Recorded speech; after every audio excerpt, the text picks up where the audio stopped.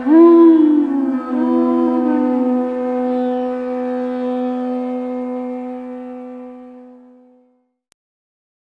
Namo Bhagavate Vasudevaya. Om Namo Bhagavate Vasudevaya.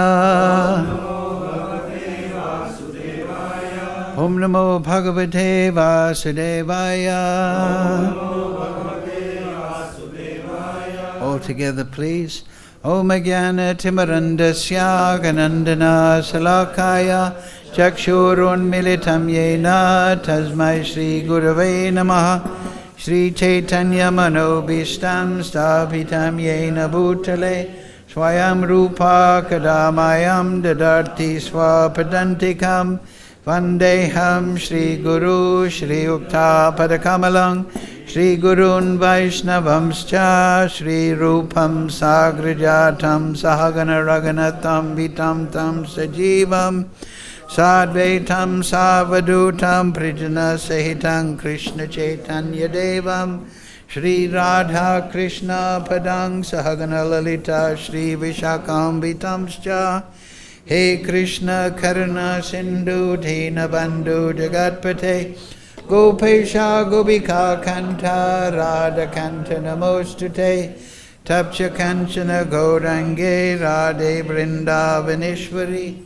Vrishabhana Sutadevi Pranamami Hari Priye Vanchakalpatarubhyascha Kripa Sindhu Bevacha Patitanam Pavnebhyo Vaishnavebhyo Namo Namaha Shri Krishna Chaitanya Prabhu Nityananda Shri Advaita Gadadhar Shivasadi Gaura Bhakta Vrinda Hare Krishna Krishna Krishna Hare Hare Hare Ram Ram Ram Hare Hare. So, reading from Srimad Bhagavad-Gita as it is, translation and commentary, Srila Prabhupada. Today's verse is number 35, chapter 4, chapter entitled Transcendental Knowledge.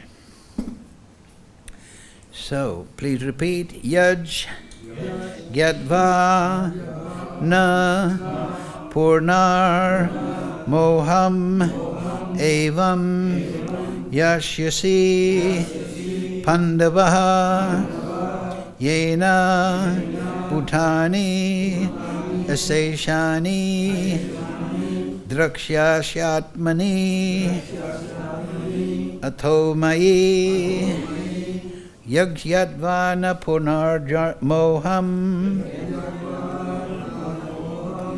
Evam Yashyasi Pandavaha Yena Bhutani Aseshani Drakshayashyatmani Athomayi. Word for word, please repeat.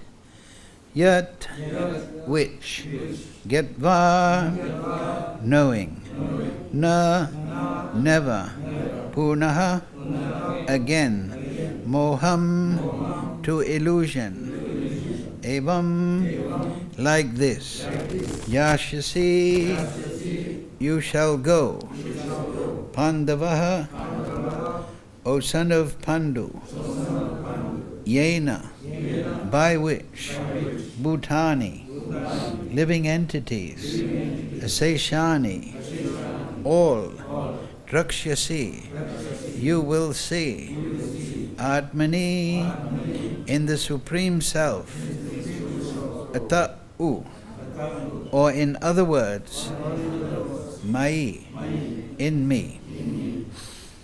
So, translation, Srila Prabhupada. Having obtained real knowledge from a self-realized soul, you will never fall again into such illusion. For by this knowledge, you will see that all living entities, all living beings are but part of the Supreme, or in other words, that they are mine. Please repeat. Having obtained real knowledge from a self-realized soul, you will never again fall into such illusion. For by this knowledge, you will see that all living beings are but part of the Supreme, or in other words, that they are mine. Purport Srila Prabhupada.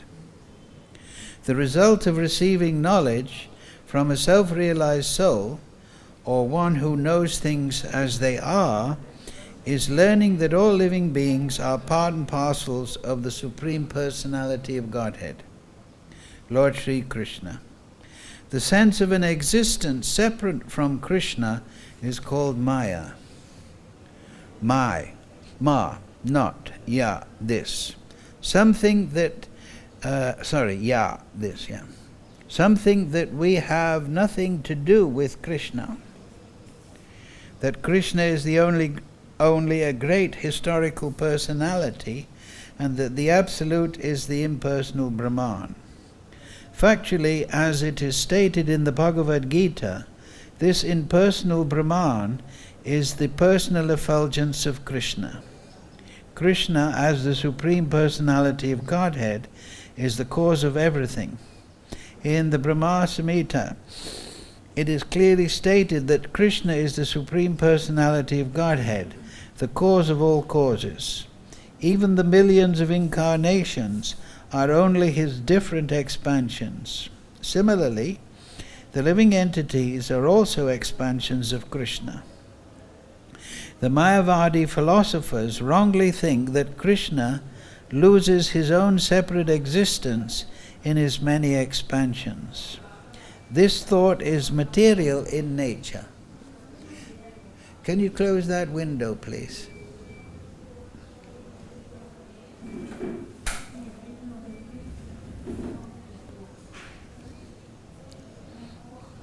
We have experienced in the material world that a thing, when fragmentally distributed, loses its own original identity. But the Mayavadi philosophers fail to understand that absolute means that 1 plus 1 is equal to 1, and that 1 minus 1 is also equal to 1. This is the cause of the this is the case in the absolute world.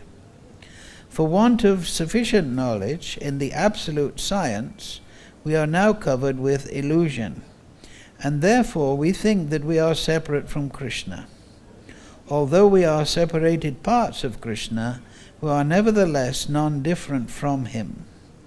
The bodily difference of the living entities is Maya, or not actual fact. We are all meant to satisfy Krishna. By Maya alone, Arjuna thought that the temporary bodily relationship with his kinsman was more important than his eternal relationship with Krishna. The whole teaching of the Gita is targeted toward this end, that a living being, as Krishna's eternal servitor, cannot be separated from Krishna, and his sense of being an identity apart from Krishna is called Maya. The living entities, as separate parts and parcels of the Supreme, have a purpose to fulfill. Having forgotten that purpose since time immemorial, they are situated in different bodies as men, animals, demigods, etc.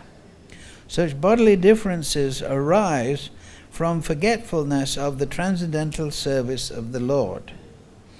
But when one is engaged in transcendental service through Krishna consciousness, one becomes at once liberated from this illusion. One can acquire such pure knowledge only from the bona fide spiritual master, and thereby avoid the delusion that the living entity is equal to Krishna. Perfect knowledge is that the Supreme Soul Krishna is the supreme shelter for all living entities.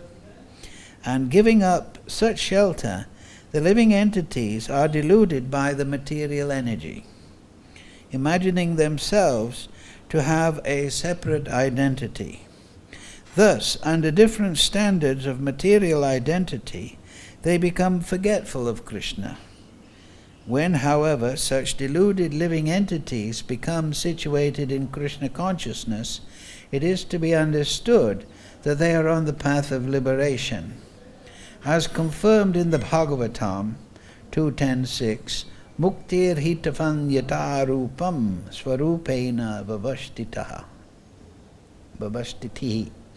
Liberation means to be situated in one's constitutional position as an eternal servitor of Krishna, Krishna consciousness.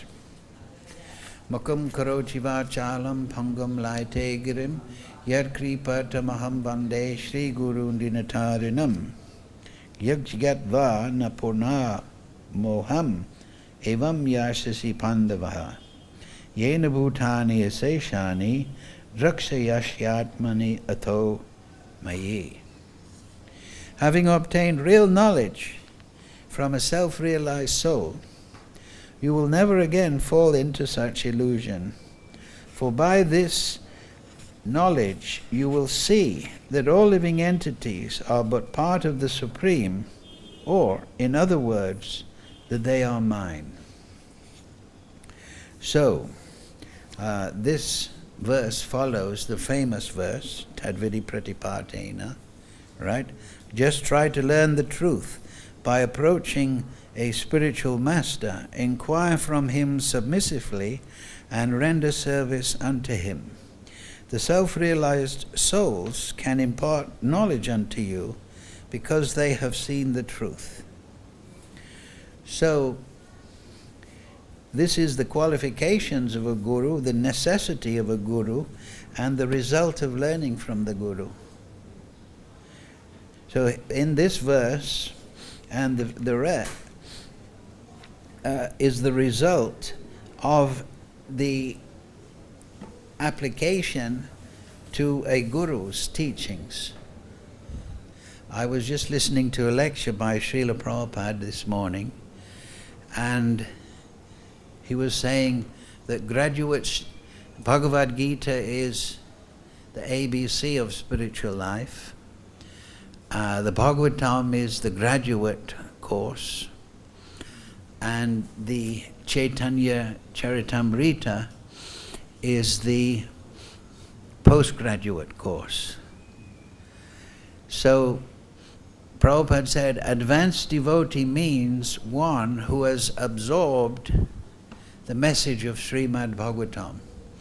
And that message is, Prabhupada put it very simply, that the Supreme Person is Krishna.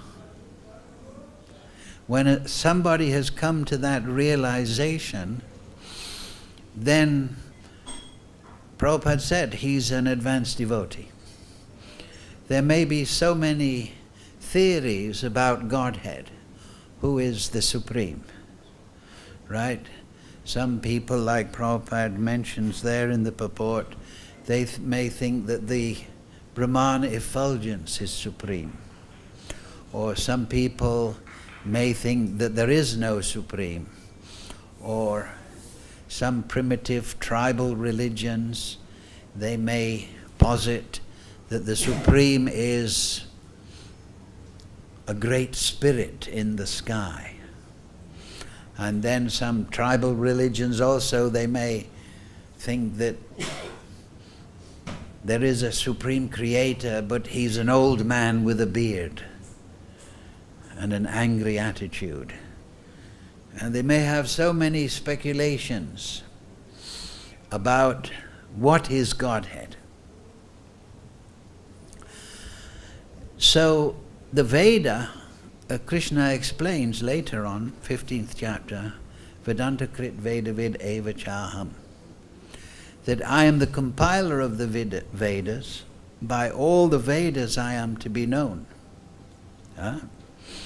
So the purpose of the Vedas, Prabhupada in that lecture this morning was saying, is to introduce the Supreme Personality of Godhead and give him actual position beyond the speculations of the conditioned souls. Everyone in the material world is conditioned. So the human being is naturally an inquirer into the absolute truth. The Vedanta Sutra, the first verse is Atato, now you have the human form of life, Brahma Jignas, inquire into the Supreme. So everyone in the material world has naturally, in the material body, a tendency to analyze and consider what is that absolute truth. And then the next verse of Vedanta Sutra, Janmadi Ashyata. The absolute truth is that from which everything has emanated. So in the Ishopanishad, Ishavasya idam sarvam, right? That supreme absolute truth is the controller. Ishavasya idam sarvam yat kinjat gajam jagat tena taktena bunjita magrida kashasvidanam. That everything is controlled and owned by the Supreme Lord. And then Lord Brahma, when he, in the 5th chapter of Brahma Samhita, Ishvara Parama Krishna. So that is also another definition of God that people can understand. That He's the source of everything, yes, but He is Ishvara Parama. Because He is the source, we may have certain control, apparently, over our books and paraphernalia, and over our body and mind, a certain apparent control. But who is the supreme controller, over whom there is no control? So Lord Brahma declares Ishvara Parama Krishna. Later on in the Gita, 11th chapter, when Arjuna has seen the universal form, he says, Param Purusha, Param Dharma, Pavitram Idam Uttamam. That you are the supreme abode, you are the supreme person, you are the supreme pure. But then he says something but Asitala Devala Vyas. He quotes Asita, one of the great rishis, Devala, and Vyas. They are also saying this. So the Vedic literature is supported, defines the Supreme Person as Krishna. But it is also supported by the great rishis. So this is the solution to this puzzle that mankind finds itself in. Who is that Supreme Person? But it is not just a theory, not just a proposal. Oh, there is a Supreme Person, and the Vedas say it is Krishna. He is the supreme source, He is the supreme abode, He is the cause of all causes, He's the source of all the people, Anadir, Adir, Govinda, Sarva Karana Karanam. Everything is resting upon Him. And Krishna Himself, right in the Gita, what is that verse? Matak Parataram Nanyad Kinchid Asti Dhanandayaha. There is no truth superior to me. So many people may say that, right? I'm God. But who is saying God? Who is confirming that? Asita, Devala, Vyas, the great sages. So Krishna is explaining Himself in the Gita. What does He say? Like certain man-made religions, they say, oh, we worship the Heavenly Father, right? And but Krishna explains, Aham bija pita. I am the seed-giving Father. So Krishna in the Vedas and by his own words in the Gita is declaring to Arjuna that I am that Supreme Person. Now this is very extraordinary. You don't find that in what is called mainstream religion nowadays, which are just man-made speculations, tribal religions that have grown and grown in interpretation. But the Vedas, Prabhupada used to explain that, well, he still explains, of course, that if you have 2 cents, if you have $1 billion, you already have 2 cents, it's included. So somebody that reads the Vedas will see the sublime quality of the knowledge there. He will see that this knowledge given in the Vedas, in the Srimad Bhagavatam, the Chaitanya Charitamrita, the Upanishads, he will see that this is sublime knowledge.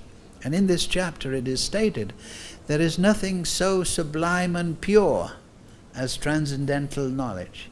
It is the mature fruit of all mysticism. And one who has attained this knowledge enjoys the self within. He realizes the self within in due course of time. So this is the important point in the Vedas, that the Vedas give Sambandha Gyan, and Krishna himself, he explains his position as the seed-giving father. Just like in Brahma Samhita, aham hi visvasya cha charasya bijam pradhanam prakritim pumams cha.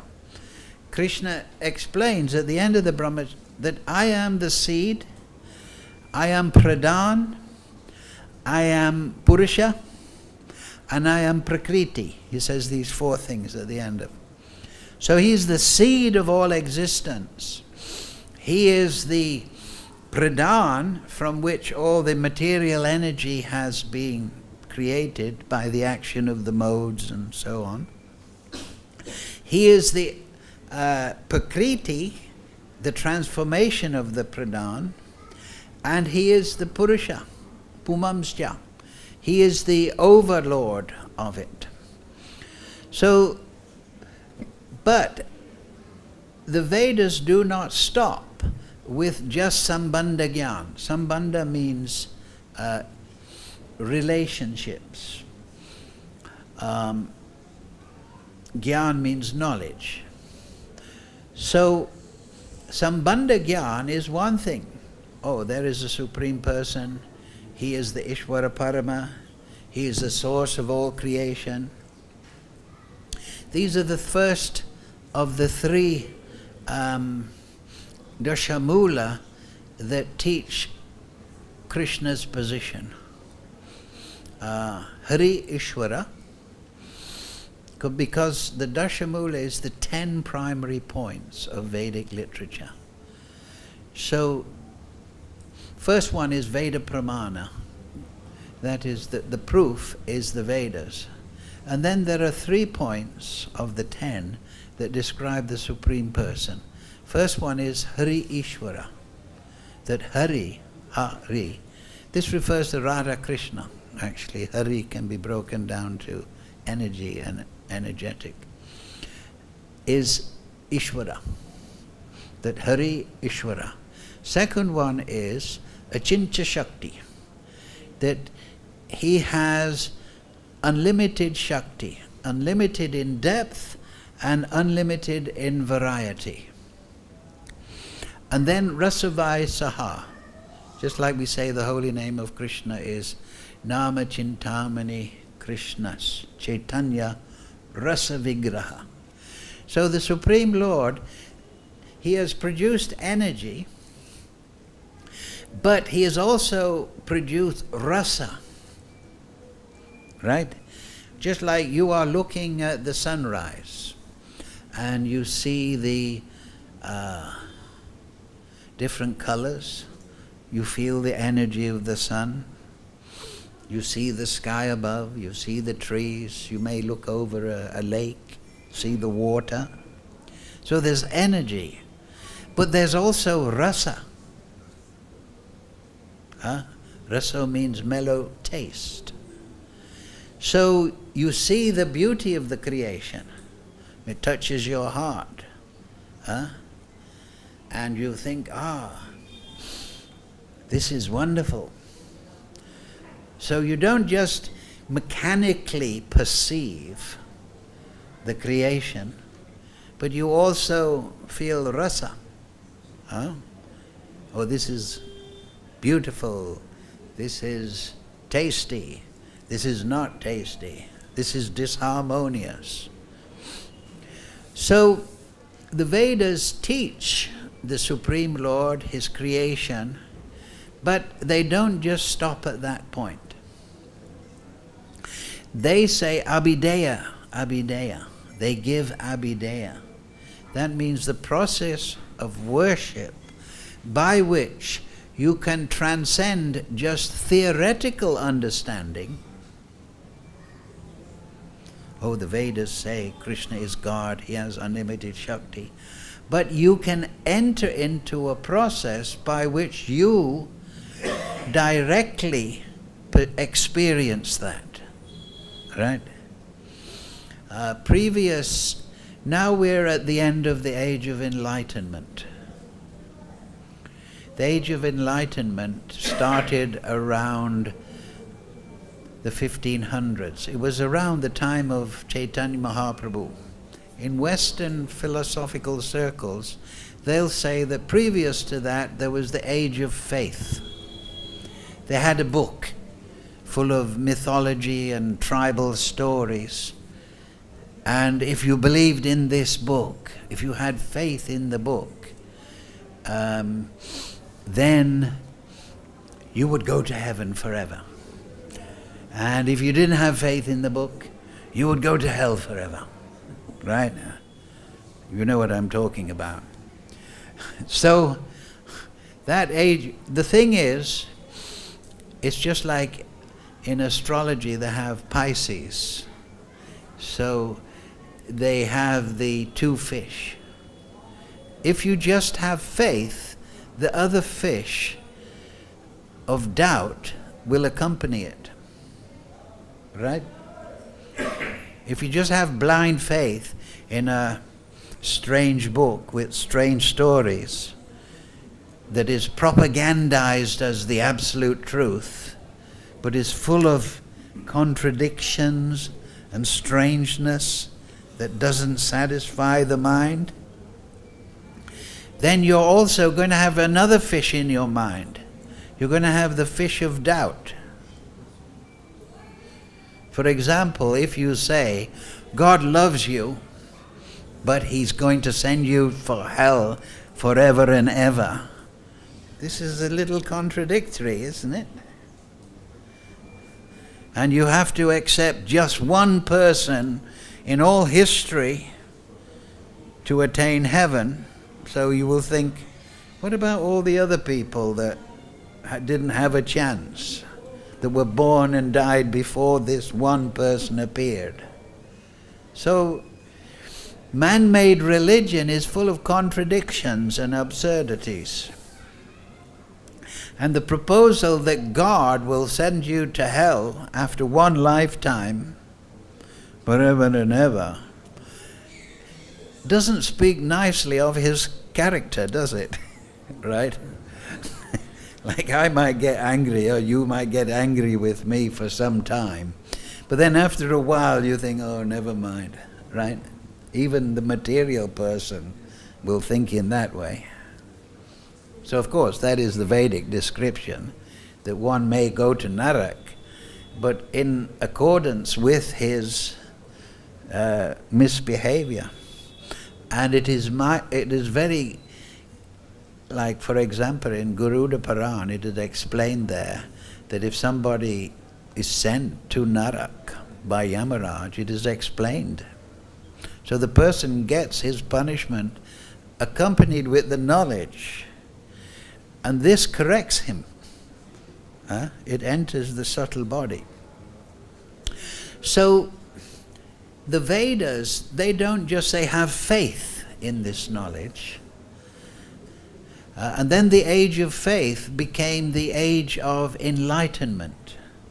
This started with Leonardo da Vinci and the scientific method, that you should gain data and you should analyze it dispassionately and come to conclusions. But the Vedas, but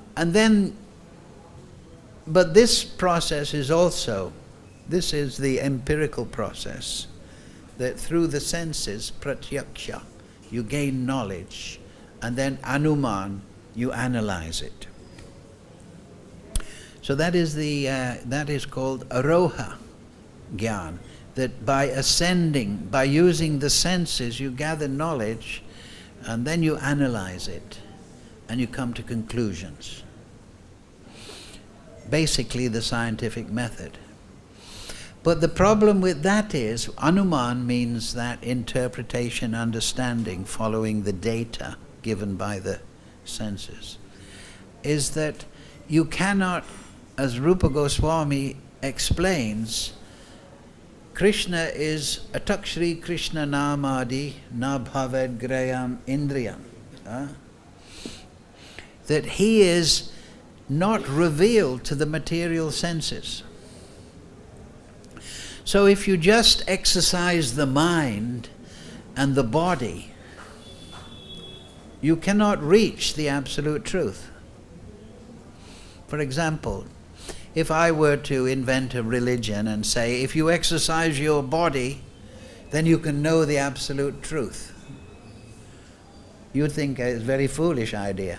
But then I might argue, well, the absolute truth is full of energy, so the more energy you have in your body, the more muscle, then the more you will understand the absolute truth.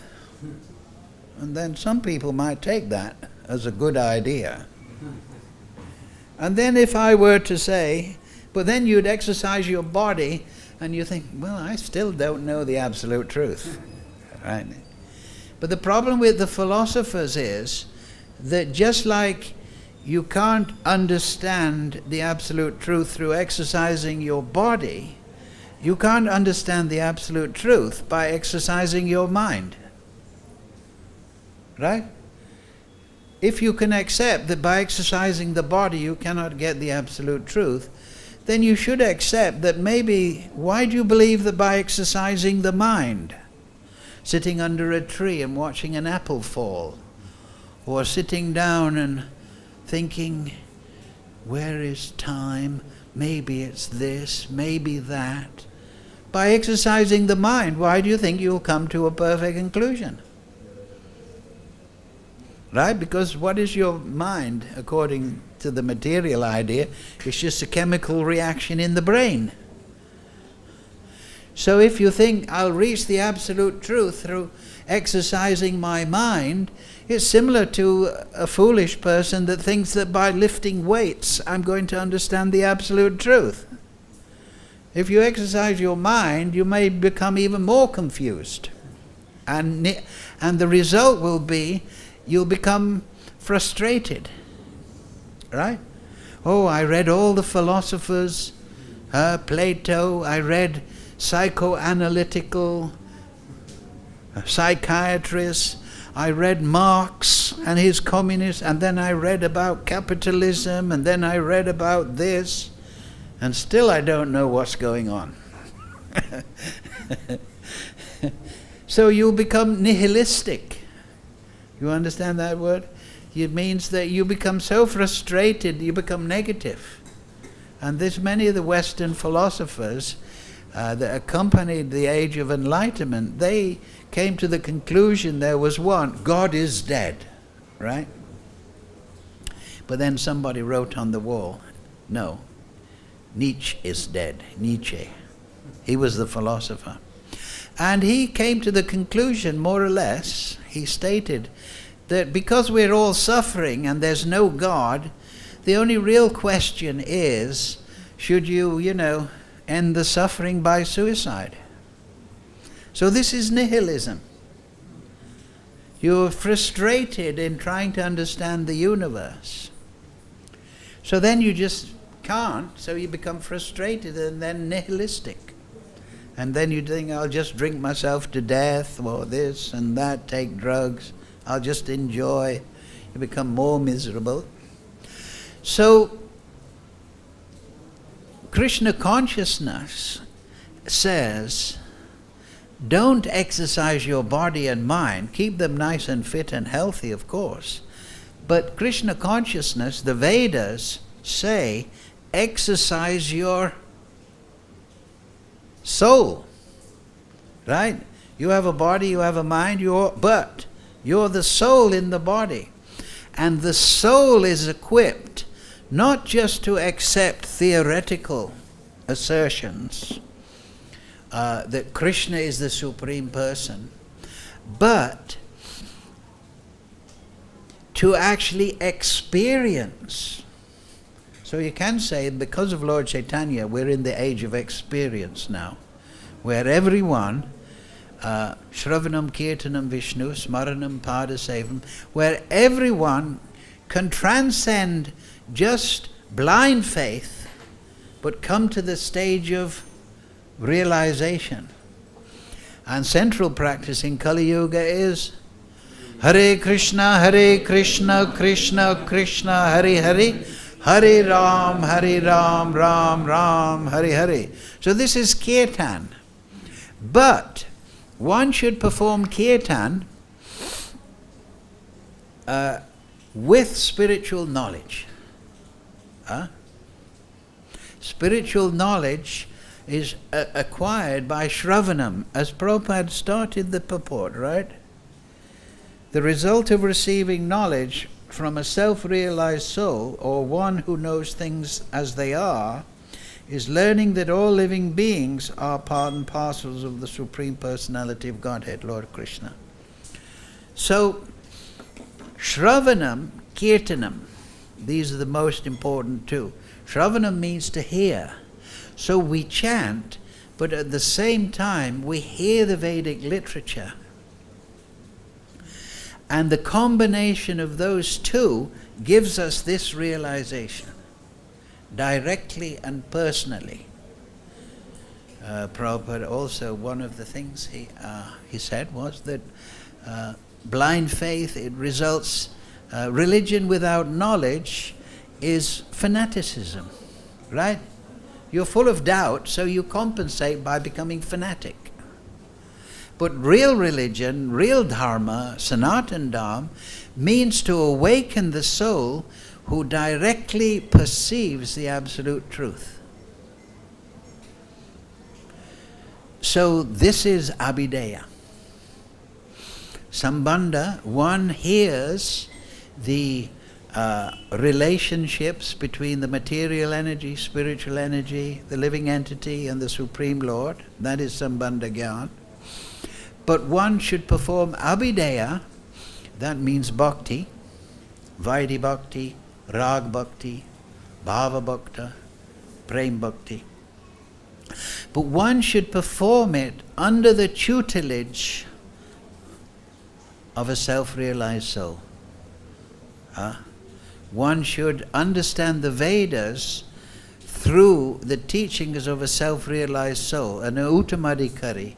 And an Uttamadhikari is a person who has realized that Krishna is the Supreme Personality of Godhead and that everyone is his part and parcel.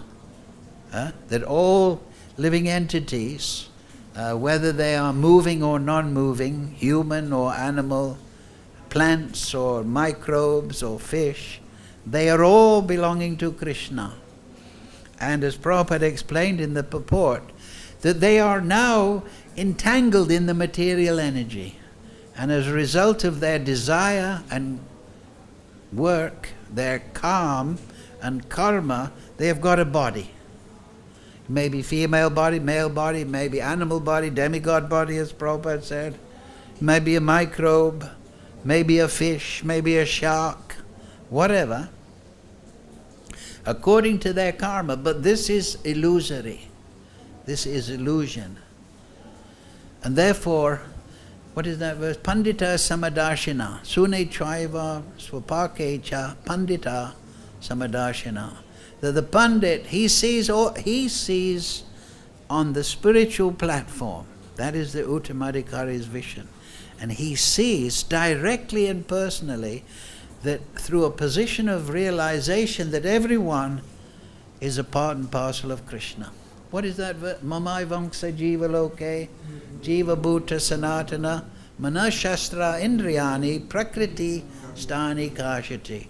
The living entities are my part and parcels, but because of conditional, eternal living, they are sanatana. But because of material life, prakriti stani kashati, they're situated in the material energy and struggling with the six senses. And the solution to that is that they should hear and chant. Shravanam, Kirtanam, Vishnu. And the result of that is smaranam. Whatever you hear and chant about, Kirtan actually means to describe. You will naturally smaranam.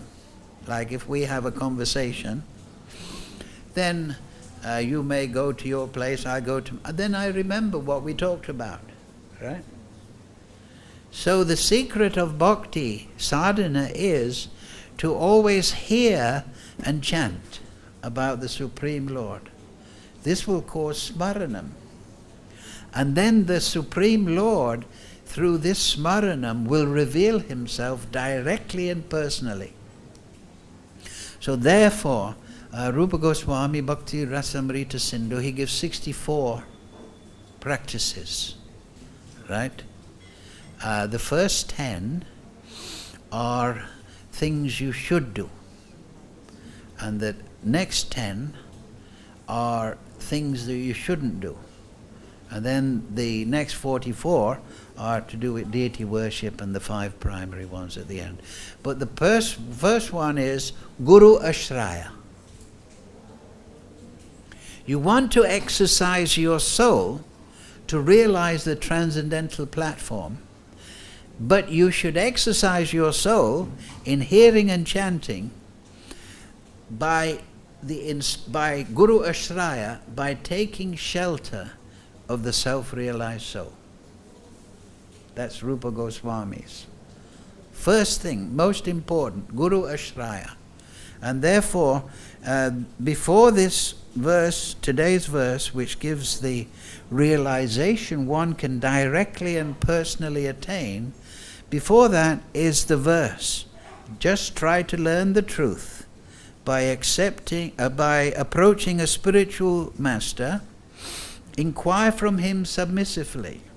That doesn't mean to say with an empty mind. That means that you're ready to try and hear the message. You're not in a negative, argumentative mood. You know, it's often, especially in Kali Yuga, one person says, I like oranges, and the other one says, oh, why do you like oranges? They're very stingy. Why don't you like apples? You know, it's Kali Yuga, quarrel and hypocrisy. But you think, oh, let me hear the message of the Guru, but intelligently absorb that message. Acquire, and then upadeksyanti, then sevaya, inquire, upadeksyanti, sevaya, serve that instruction. That means perform abhideya under his instruction. Practice hearing the Vedas, practicing studying the Shastra, practice the chanting, practice archana, deity worship, under his direction. And then third stage of bhakti, sambandha abhideya, prayojan. Prayojan is what? Nityasiddha Krishna prem, shravanadi sudachitte karide uday. Right, this verse, famous verse from the Chaitanya Charitamrita, that Krishna prem is within the heart. But shravanadi, by hearing and chanting, adi means and the rest, the other 7 processes. Then sudachitte, the consciousness becomes purified, and then karide uday. So this is the sublime nature of the Vedic literature. We're not asking people, just believe that Krishna is the Supreme Personality that everyone's been talking about, that he declares in the Gita, and who is declared by all the great sages to be the Supreme Person. We're saying, you take shelter of a spiritual master, follow his instructions in sadhana, and you become a great sage. You become a self-realized soul. Huh? That's Lord Chaitanya's movement. It is not blind followers. Like it says in Brahma, Yadrasi, Yadrasi. What is that verse? Let me see. 1 minute. At the end of the Brahma Samhita, the whole of bhakti, process of bhakti is given in 5 slokas. And this one, yes. So it's very good to study it. Yes. Dharma manyad parijajya mamekam bhajva vishvasan. Yadrasi yadrasi shraddha siddhir bhavati tadrisi. Kurvan nirantaram karma lokoyam anuvartate. Tenaivar kamana jayam mam param bhaktim ichati. You will attain param bhakti. How? Abandoning all meritorious performances, serve me with faith. This is very much like Sarvadharma Parijajya. Here Krishna says, Dharma Manyad Parijajya. Serve me with faith. The realization will correspond to the nature of one's faith. Yadrasi Tadrasi Shraddha. That means that as your faith deepens, you will realize more. Now here's an important thing. Okay, that's very good. I'm reading the books, I'm realizing. But I've got to get everything together in this world. I've got to pay bills, I've got to sleep, I've got to eat, I've got to wash my body. The people of this world act ceaselessly in the pursuance of some ideal. Right? Everyone in this world has got some goal. By meditating upon me, by means of those deeds, so they're acting ceaselessly in one will obtain devotion characterized by love in the shape of the supreme service. So that means that our normal mundane duties, like in the morning we have to take a shower, we have to wash our clothes.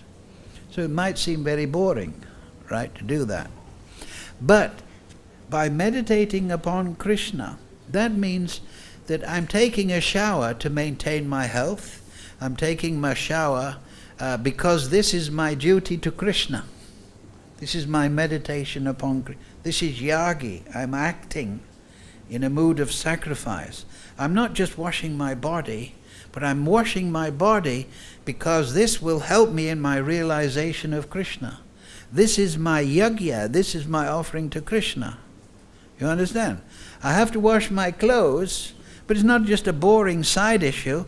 I'm washing my clothes so that I can, this is my offering to Krishna.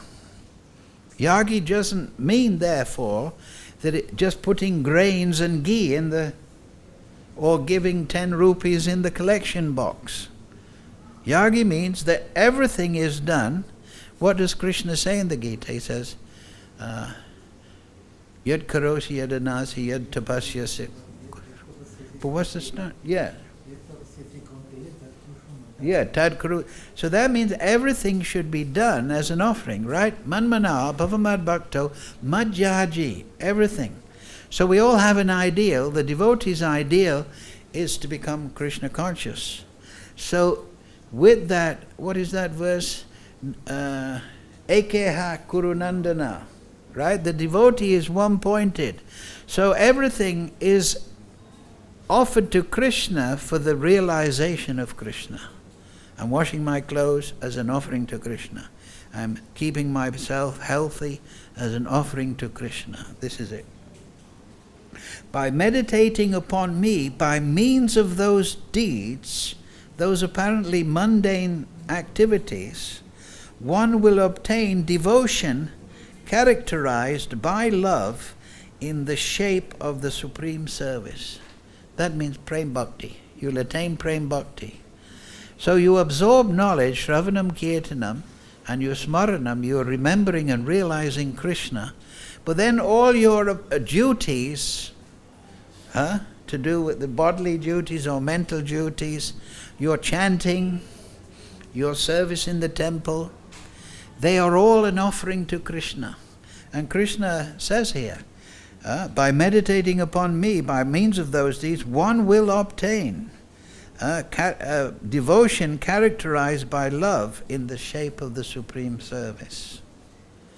So this is the process of bhakti that is learnt from the acharyas.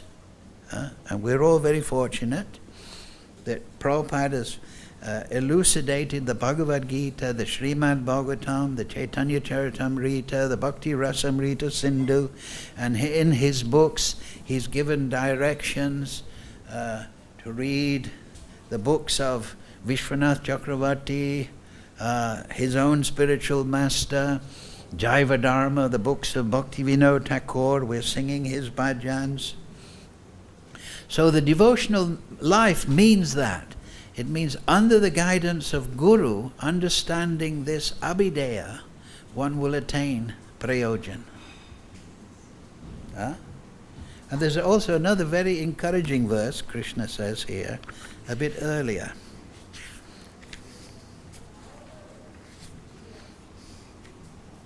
Yes. Pramanas chad sadacharais tadabhyasya nirantaram bodhayan atmanam bhaktim apyutamam labet. The highest devotion is attained by slow degrees. You don't become a master musician in one day. You pick up a guitar, the next day you're a concert violinist or concert guitarist. The highest devotion is attained by slow degrees, by the method of constant endeavor for self-realization with the help of scriptural evidence, Shastra Gyan, theistic conduct, Abhideya, and perseverance in practice. But slow degrees, right? So that means today, all of you, you've made a little advancement, a slow degree. Tomorrow, you will make another slow degree, right? What does Rupa Goswami? 6 things.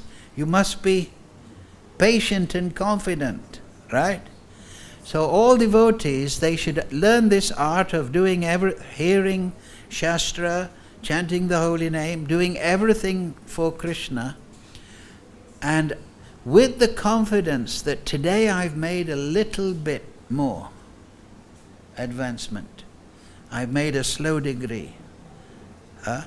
And then 1% becomes 2%, 3%, 4%. And then one day, as Prabhupada explains, it'll be more than 100%. You remember in the purport, Prabhupada said 1 and 1 means 1 in the spiritual world, 1 minus 1 that is a different topic to elucidate another time. But the point is, we should understand like that. Take every day, 1 step at a time. Right? Isn't there a Chinese philosopher? He said, the journey of 1,000 miles or something starts with the first step. And then also, after the first step, the second step. So Krishna says, you will obtain.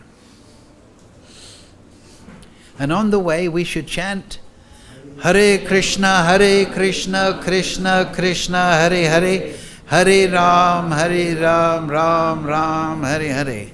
And then we'll all meet up in the spiritual world. And we'll know directly, as Prabhupada finishes, Swarupena Vavastiti, we will all be situated in Swarup. We'll be free of all illusion. We'll be situated in the Chit Shakti, which means the knowing Shakti. So any question?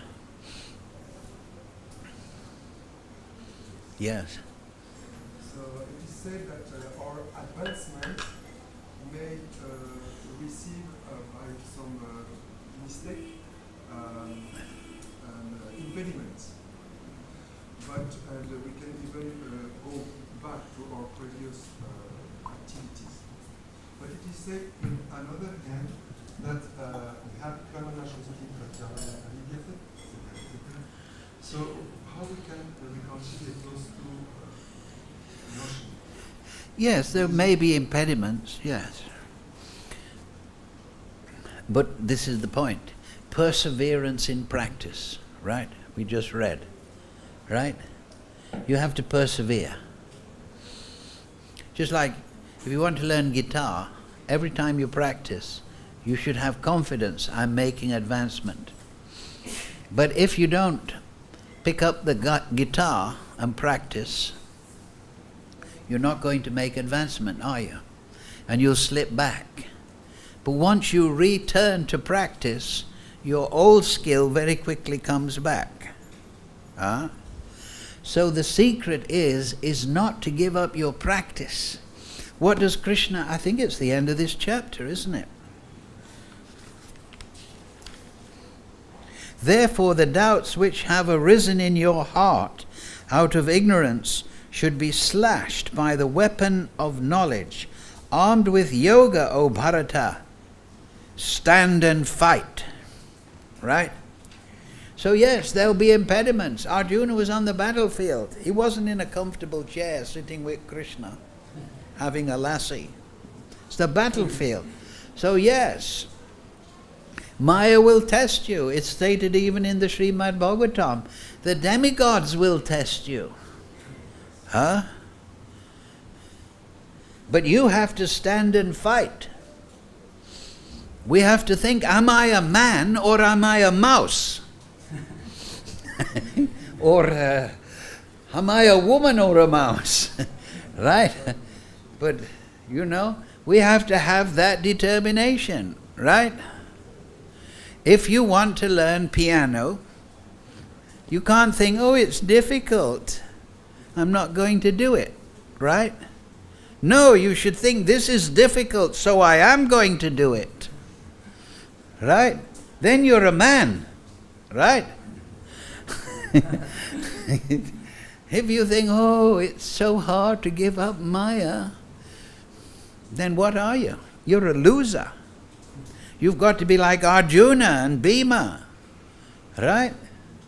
You see, the spiritual master, he can give all the instructions in the world.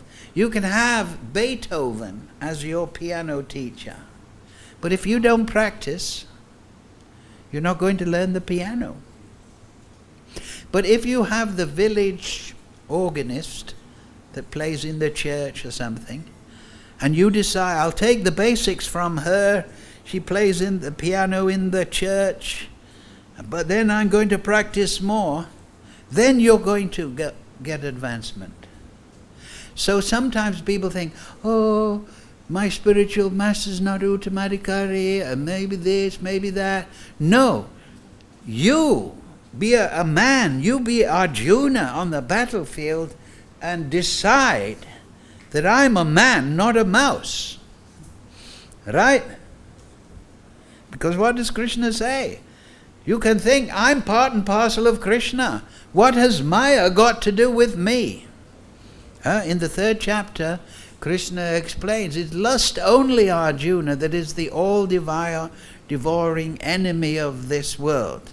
So if lust for material, dhanam, janam, sundarim, comes to us, we should think, this is my enemy.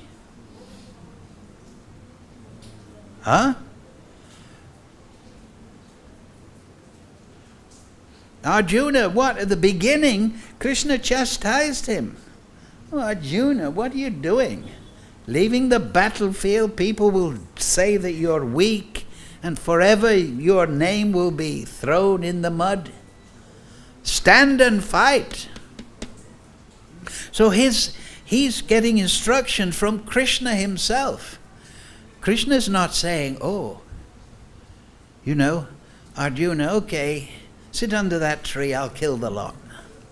He's saying, no, you do your duty, right? And then you'll be proud of yourself, right? Just like if you want to play guitar, at the beginning you might think, oh, this is so difficult. I'm not going to do it. Then you never learn. But if you actually keep your practice, you become a musician and you become proud. I've achieved something. So if you defeat Maya and you awaken Krishna Prem, then you can look Krishna in the eye. You can look Lord Chaitanya in the eye. And he'll look at you and say, I'm very proud of you. You fought Maya. You took shelter of the Guru. You took shelter of the Shastra. Come to the spiritual world.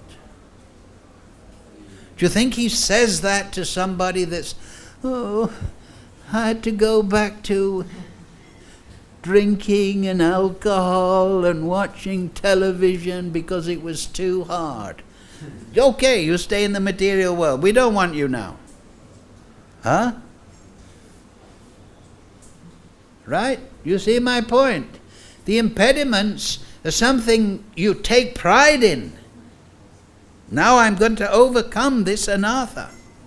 And how is anartha nivritti attained?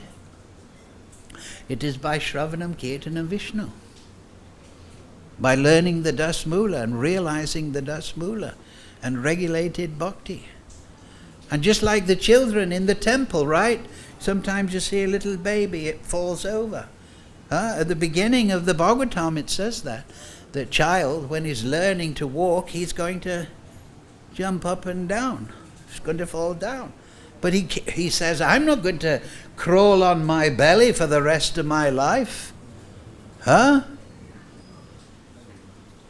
going to learn to walk. Right? You remember when you were a child, you always thought, I want to be a grown-up. I'm 8 now, and that person's only 6. Right? So we have to be like that. We have to see, I'm part and parcel of Krishna. And I'm going to defeat Maya by following the order of Guru, Sadhu and Shastra. Right? You see my point? And if there's impediments and troubles, we take shelter of Krishna.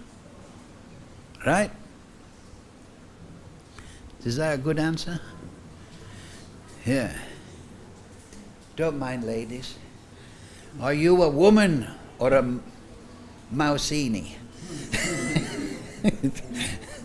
So everyone, no, because this is illusion. This body and the man, woman, this is all illusion.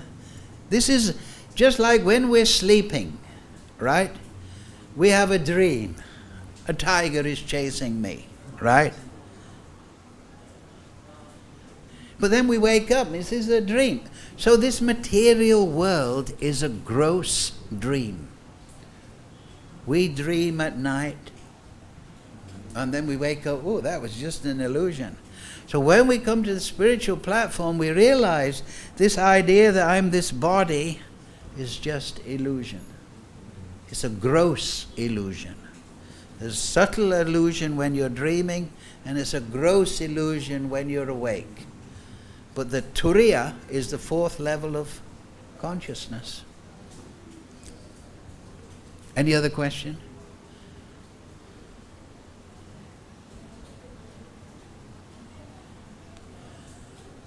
Okay, thank you all very much. Srila Prabhupada Bhagavad-Gita Sadhu Sangha Ki Jai.